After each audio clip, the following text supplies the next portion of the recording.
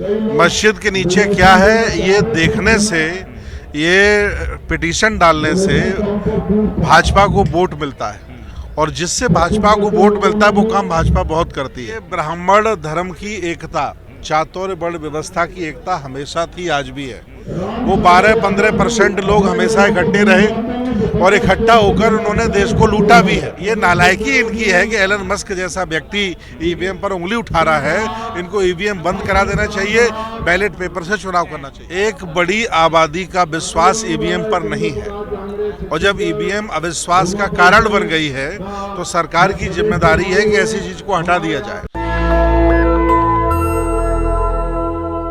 नमस्कार, आप देख रहे हैं नेशनल दस्तक। मैं हूं रंजय कुमार। हम हैं अभी रामलीला मैदान में और रामलीला मैदान में डोमा परिसंघ की आज एक महारैली हुई है जिसमें देश के कई हिस्से से जो है लोग आए हुए हैं। एससी एसटी ओबीसी को लेकर एक जो है बहुत बड़ा यहां महारैली हुई और इसमें हम देख रहे हैं कि अभी कुछ देर पहले यहां से मल्लिकार्जुन खड़गे गए हैं और जातिगत जनगणना, जातिगत आरक्षण की जो सीमा है वो 50% से ज़्यादा बढ़ाने को लेके और जो है एससी एसटी ओबीसी के हक और हुकूक की बात यहाँ पे रखी गई है और संविधान बचाने की लड़ाई चल रही है। हमारे साथ बातचीत करने के लिए इन मुद्दों पे हैं सुमित भंते साहब।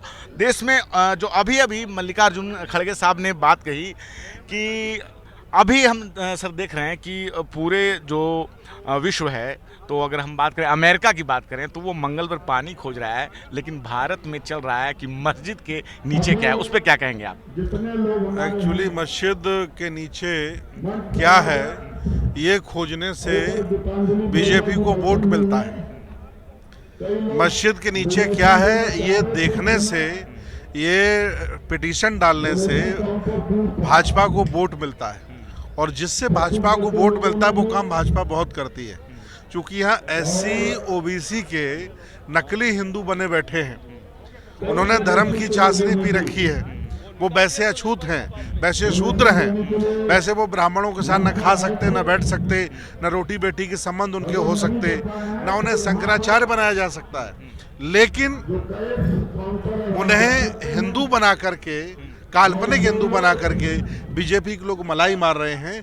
इसलिए जब तक उन्हें इस मुद्दे पर वोट मिलता रहेगा तब तक मस्जिद के नीचे मंदिर निकलता रहेगा। सर, हम देख रहे हैं कि अभी जो है देश में हिंदू एकता यात्रा की बात होती है। देश के कई हिस्सों में हिंदू एकता यात्रा चल रही है और आप लोग जातिगत जनगणना की बात कर रहे हैं।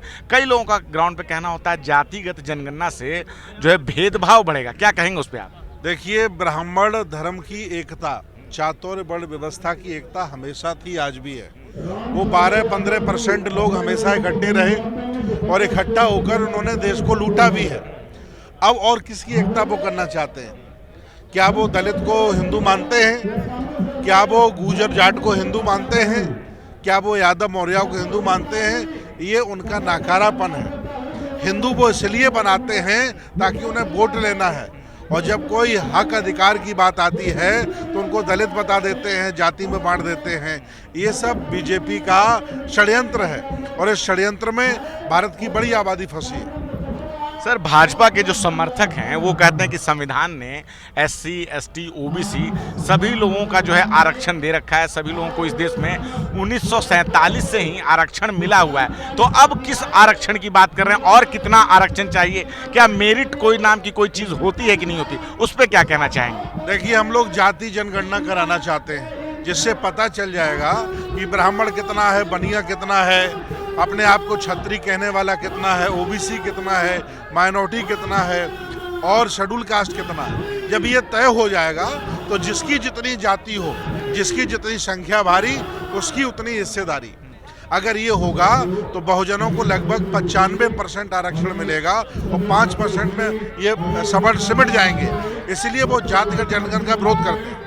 सर, आप लोगों ने अपने पोस्टर में जो है ईवीएम जो है हटाने की मांग रखी है, तो हमने देखा है कि कई जगह पे जब चुनाव हुए तो भाजपा वहाँ हारी भी है और वहाँ इंडिया गठबंधन के जो लोग हैं वो लोग जीते हैं। उस पर क्या कहना चाहेंगे? तब ईवीएम पे सवाल नहीं उठाए जाते हैं। कर्नाटक में या झारखंड में भी अभी चुनाव तो वहाँ जीते हैं। एक बड़ी आबादी का विश्वास ईवीएम पर नहीं है और जब ईवीएम अविश्वास का कारण बन गई है तो सरकार की जिम्मेदारी है कि ऐसी चीज को हटा दिया जाए। मैं मानता हूँ ईवीएम सही है, लेकिन बहुत बड़ी आबादी ये मानती है कि ईवीएम फ्रॉड है।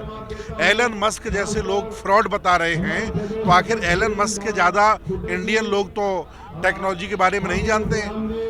ये नालायकी इनकी है कि एलन मस्क जैसा व्यक्ति ईवीएम पर उंगली उठा रहा है। इनको ईवीएम बंद करा देना चाहिए, बैलेट पेपर से चुनाव करना चाहिए।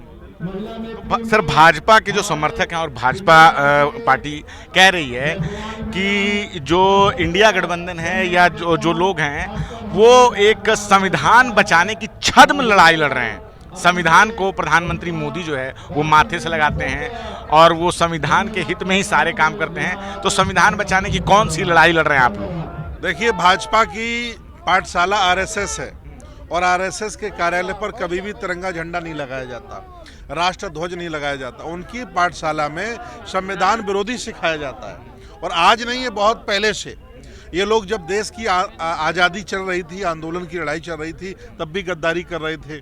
और जब इन्हें हिंदू का नाम दे करके वोट अरोड़ना था तो उन्होंने गोदरा कराया। आज भी इनका यही षड्यंत्र चल रहा है, आज भी वो इसी पर लगे हुए हैं। इनके पास कोई मुद्दा नहीं है, न कोई विकास का मुद्दा है, न कोई इनकी योजना है। हिंदू मुसलमानों के अलावा इनके पास कुछ नहीं बचा है। और ये भारत का अपमान है, देश का अपमान है। दुनिया चांद पर जा रही है, ये गाय गोबर में उलझाए हैं। ये मस्जिद के नीचे जा रहे हैं, मंदिर के नीचे जा रहे हैं। मैं कह रहा हूँ, अगर खुदाई करानी है तो गहरी कराओ, ताकि मेरा बुद्ध विहार भी निकल आए। मेरे बुद्ध विहार के ऊपर मस्जिद है और मस्जिद के ऊपर मंदिर है। अगर गहरी खुदाई होगी तो बुद्ध विहार निकलेगा, बौद्ध मठ निकलेगा।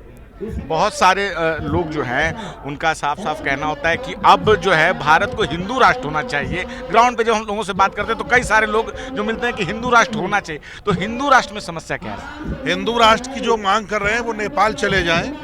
हिंदू राष्ट्र नेपाल था और नेपाल में घर बना के रहने लगे। भारत में रहने की ज़रूरत नहीं है। जिन्हें हिंदू राष्ट्र चाहिए वो नेपाल चले जाएं, या और जहाँ हिंदू राष्ट्र बनाना चाहें वहाँ चले जाएं।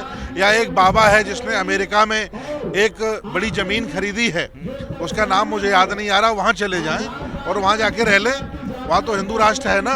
भारत में रहने की जरूरत है। भारत अलग अलग रंगों का है, अलग अलग धर्मों का है, अलग अलग विचारों का है।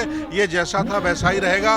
किसी के माई के लाल में दम नहीं से हिंदू राष्ट्र बना दें। सर, हाँ ठीक है। तो हमारे साथ अभी बात कर रहे थे सुमित भंते साहब, और जिस प्रकार से इन्होंने भाजपा पे हमला बोला और प्रधानमंत्री मोदी जो संविधान को माथे पे लगाते हैं उनको साफ साफ उनको एक भ्रम बताया कि किस प्रकार से वो नाटक कर रहे हैं। और देश में जातिगत जनगणना होनी चाहिए, इसके लिए इन्होंने पुरजोर समर्थन दिया है कि आने वाले समय में हमारा आंदोलन और तेज होगा और जो है जातिगत जनगणना इस देश में होकर रहेगी। क्या है आपकी राय? छोटी सी बातचीत में आप अपनी राय में जरूर बताएं। नेशनल दस्तक की आपसे गुजारिश है कि अगर इसको बचाना चाहते हैं तो नेशनल दस्तक को सब्सक्राइब करने के लिए रेड कलर के सब्सक्राइब बटन को दबाएं, फिर बेल आइकन की घंटी दबाएं। नेशनल दस्तक को बचाने के लिए बहुत जरूरी है कि हर खबर को शेयर करें, लाइक करें, कमेंट जरूर करें।